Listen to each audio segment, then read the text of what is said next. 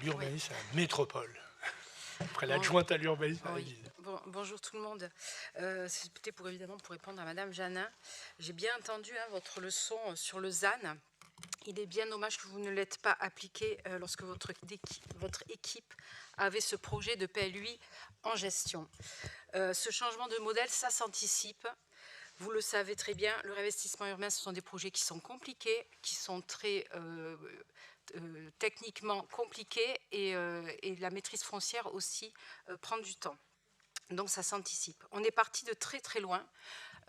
C'est plus 10% de consommation foncière qui était prévue sur votre projet par rapport à la décennie précédente. Je répète, c'était plus 10% de consommation foncière qui était prévue dans votre projet. Donc oui, on arrive à moins 25%. Mais je vous rappelle, Madame Janin, que l'artificialisation des sols, elle se calcule à l'échelle de l'Occitanie, à l'échelle de la région. L'aménagement du territoire, ça se fait à grande échelle et pas à l'échelle de la commune.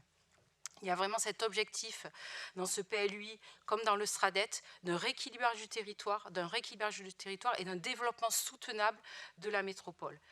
Le réinvestissement urbain aussi, le ZAN, ça se réfléchit aussi pas à l'échelle de la métropole, mais à l'échelle du bassin de vie. Donc on a beaucoup, en effet, il manque de territoires de réinvestissement urbain. Nous n'avons pas de friche sur la métropole de Montpellier, mais par contre, il y a des territoires voisins comme Sète, où il y a énormément de potentiel. Et de gare à gare, de gare de Sète à gare de Montpellier, c'est 25 à 30 minutes de transport en commun. Je vous fais quand même un petit rappel des chiffres quand même, puisque je pense que vous les avez oubliés.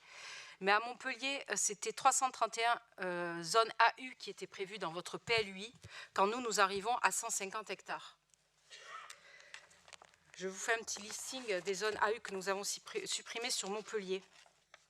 Véracy, 6 hectares.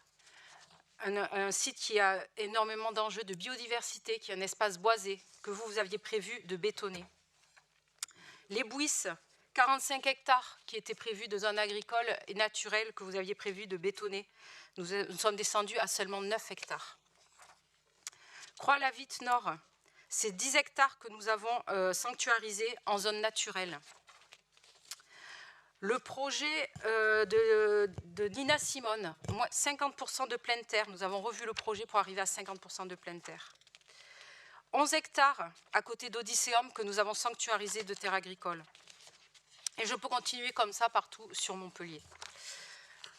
Voilà, donc ce projet, il se veut, je l'espère, le plus ambitieux possible pour répondre aux enjeux du dérèglement climatique, aux enjeux du déclin de la biodiversité, de la souveraineté alimentaire. Évidemment, nous pourrions aller plus loin.